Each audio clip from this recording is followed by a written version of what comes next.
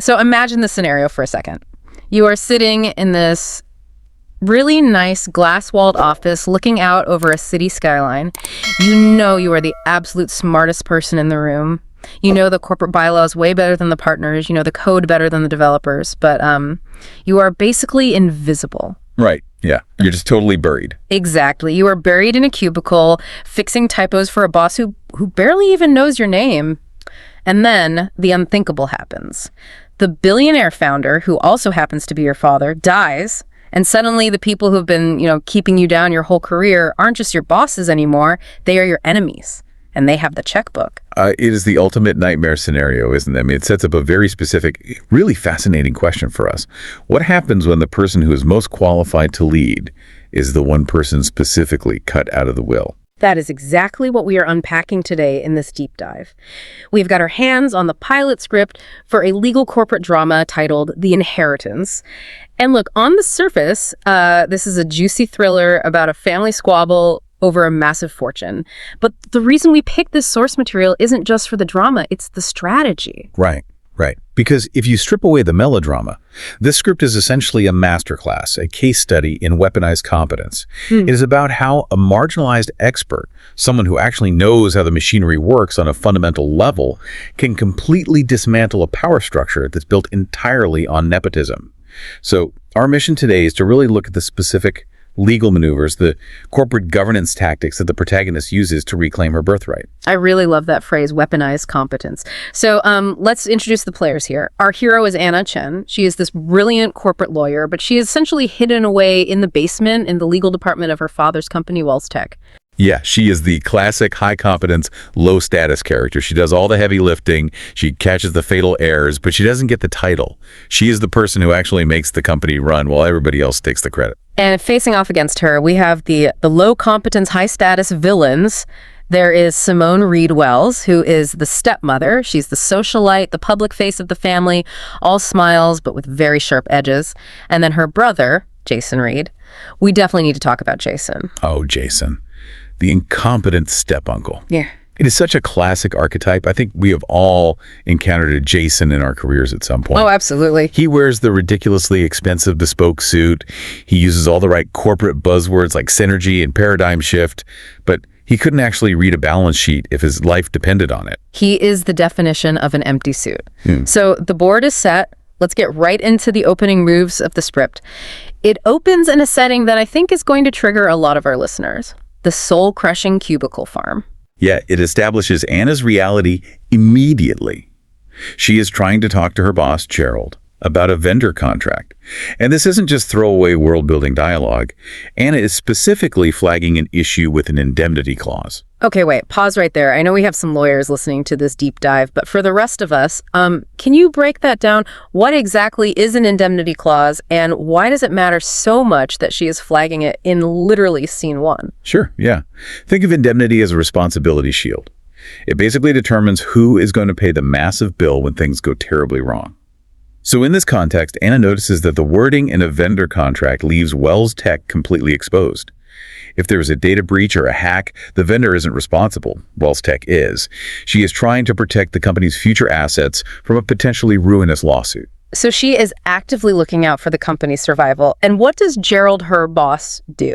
Gerald just shuts her down completely. He tells her, quote, "Don't get creative," and to leave the strategy to the partners. Wow, that is just infuriating. It's so unbelievably dismissive. It really is. But it's crucial for the story setup. It shows us that the company culture is fundamentally broken. They value hierarchy over actual insight. This is what we call the competence trap. Anna is too good at her job to fire, right? Because she actually catches these multi-million-dollar mistakes, but she is too threatening, or maybe just too undervalued, to ever be promoted. She clearly sees the iceberg ahead, but the captain flat-out refuses to let her touch the steering wheel. But she does have a direct connection to the owner, her father, Marcus Wells. We get this flashback scene early on that really sets the emotional stakes. He texts her to meet him, but not at this big, flashy launch party he is currently hosting. He wants to meet in his private study away from everyone. The visual contrast the script sets up here is super important. The party outside is loud, it's fake, and it's completely dominated by Simone and Jason holding court. But the study is quiet. It represents where the real business actually happens. And Marcus is in a state of deep, deep regret. Yeah, he confesses that he has been a bad dad. He outright admits he let Simone push Anna aside just to keep the peace, which, honestly, that is a pretty cowardly move on his part. It is, and the tragedy is that he knows it. He's desperately trying to make a last-minute correction. So he hands Anna this silver flash drive. He calls it his insurance policy, and he gives her one very specific, very ominous instruction. He says, if anything happens to me, trust only Kenji Tanaka. Kenji being the old-school family counsel, the ultimate loyalist. So Marcus hands her the drive, she leaves, and then we hit scene 3, the phone call. Marcus dies of a massive heart attack that very night. Right, and the timing is obviously suspicious in a literary sense, but for the characters in the moment, it is just a pure catastrophe. The safety net is gone. Her protector is gone. This is the inciting incident that leaves Anna completely exposed to the sharks circling the company. Which brings us to the post-funeral scene. This is where the mask fully drops. Simone completely stops playing the grieving widow and instantly starts playing the ruthless CEO, and Jason. He is practically measuring the drapes in the corner office already. They call Anna into the den to read the will. Or rather, their specific version of the will. They reveal a document that leaves everything to Simone. The company, the stocks, the real estate portfolios. Anna is completely 100% disinherited. And the way they deliver this news to her, it is pure psychological warfare. Jason, again, the guy with 0 actual skills, smugly announces he is the interim CEO, and he gives Anna 30 days to clear out her desk. That 30-day deadline is a very specific, calculated tactic. It is designed to disorient her. They want her focused on packing boxes, finding a new apartment, stressing about rent, not looking closely at the company finances. It is a shock and awe strategy. They are betting that the emotional weight of her father's apparent rejection will completely crush her will to fight back. It almost works, too. Simone even tries to gaslight her in this scene. When Anna mentions the flash drive, she vaguely references that her dad gave her something before he died. Simone just laughs it off. She says, "What, a trinket? A locket?" But this is exactly where they miscalculate. They view Anna entirely through the lens of their own bias as just a disgruntled, emotional daughter. They forget she's a highly trained corporate attorney. She doesn't just go home and cry into a pillow. She goes home, plugs in the drive, and analyzes the data. And the drive, well, it is definitely not a locket. No, it is an absolute arsenal.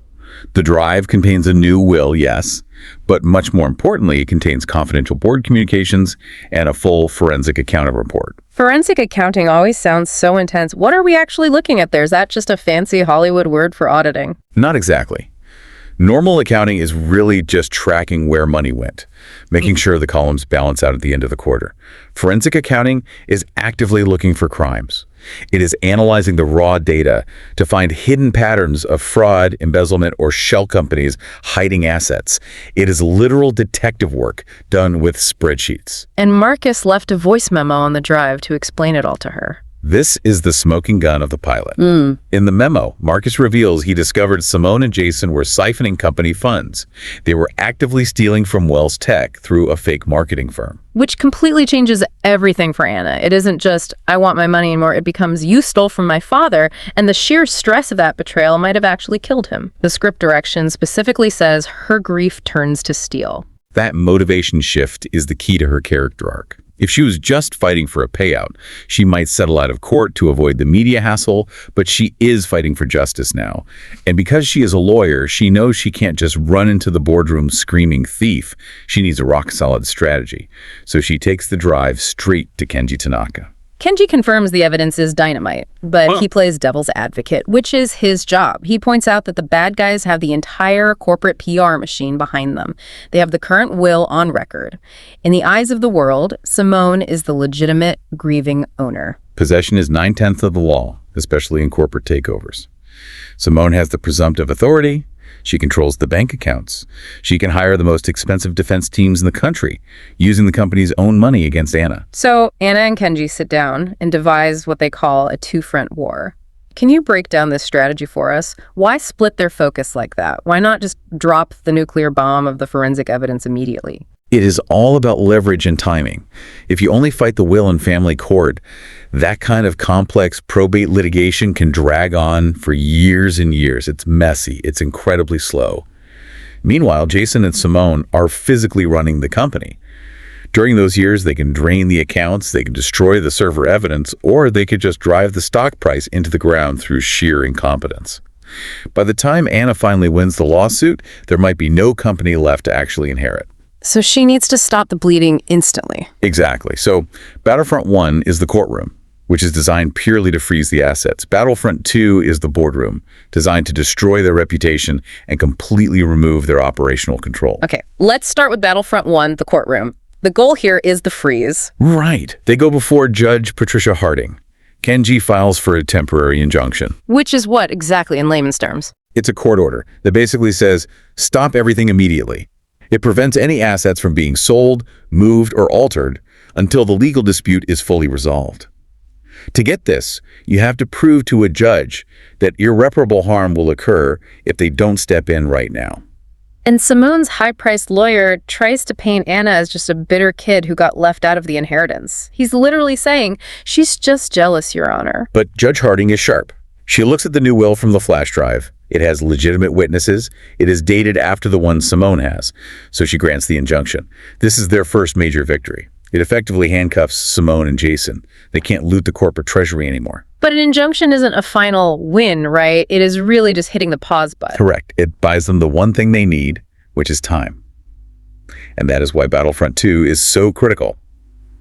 While Simone and Jason are distracted trying to get their lawyers to unlock the bank accounts in family court, Anna walks right into the lion's den, the board of directors meeting. This is the scene I have been waiting to talk about. This is what I affectionately call competence porn. It is a very specific, very wonderful genre of satisfaction, isn't it? It really is. It is that exact feeling of watching someone who is incredibly good at their job just meticulously dismantle a fraud using nothing but facts. There's no yelling, there's no table flipping, just cold, hard data. It works so well because the board is expecting reality TV drama. They think this is just a messy family squabble spilling into the office. They are totally ready to roll their eyes at emotional appeals. But instead, Anna walks in, hooks up her laptop, and pulls up a pristine slide deck. She shows them the forensic report. Specifically, she tracks $3 million systematically funneled to a company called Reed Creative Solutions. Now, you really have to understand the legal position of the board here. Boards have what's called a fiduciary duty. That means they are legally required to act in the absolute best financial interest of the company. If they are presented with hard evidence of theft and they ignore it, they themselves can be personally sued by the shareholders. Anna knows this perfectly. She is intentionally backing them into a corner where they have no choice but to act. And the detail that just nails the coffin shut, she reveals the public state records.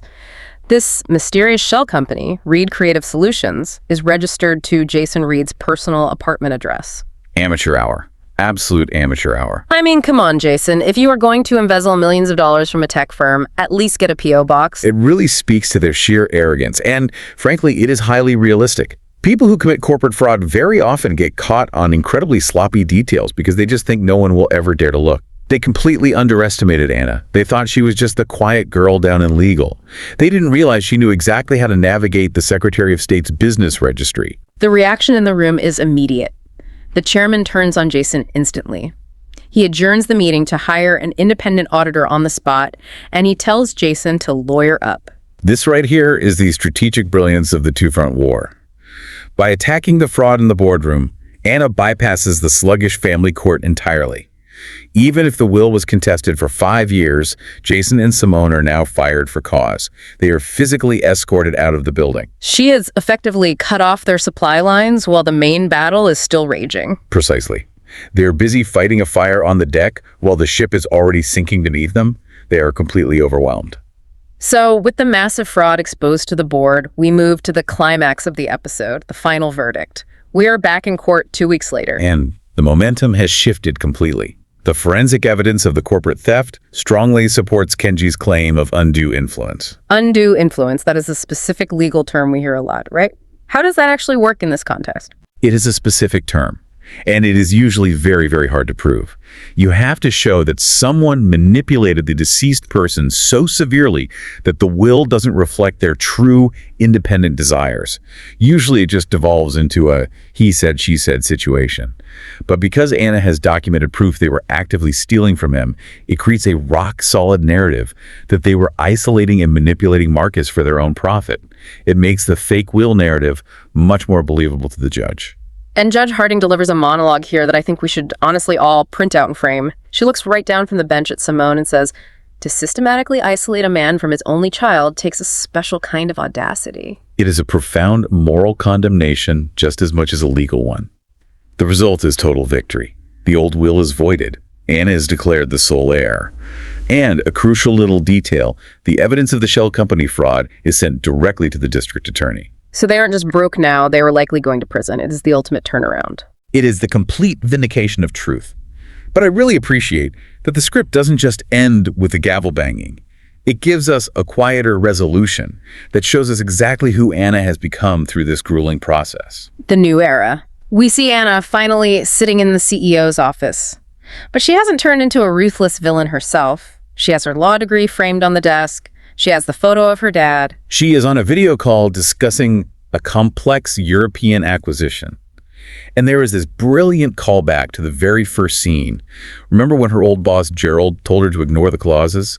Now, as the CEO, she tells her executive team, "I want to review the key clauses personally." She hasn't lost her core attention to detail. She is leading with her expertise, not in spite of it. She isn't just an empty figurehead like Jason would have been. And then there's the interaction with Maya. Right, Maya is the paralegal, a minor character we saw way back at the beginning. Minor, but thematically significant. Throughout the pilot script, Maya was the only person in the entire office who was actually kind to Anna. In this final scene, Anna specifically asks Maya for her opinion on a competitor analysis. She treats Maya with the exact respect that Anna herself was denied for so long. She is actively breaking the cycle. She is building a new corporate culture where actual competence is recognized and rewarded. Exactly. The final image is Anna looking out over the city skyline, mirroring the opening. But she isn't just an heiress who got lucky. As the script direction notes, she earned it. So zooming out for a second, we have got a really great story here, but why do you think this specific narrative hits so hard right now? Why do we love stories about weaponized competence? I think it resonates deeply because we all harbor a secret fear that competence just isn't enough in the real world. We worry that the loud voices, the Jasons of the world, will always win just because they are confident and happen to have the right last name or the right connections. This story validates the hope that if you keep the receipts, if you really know your stuff, and if you are willing to stand up and fight, the truth actually matters.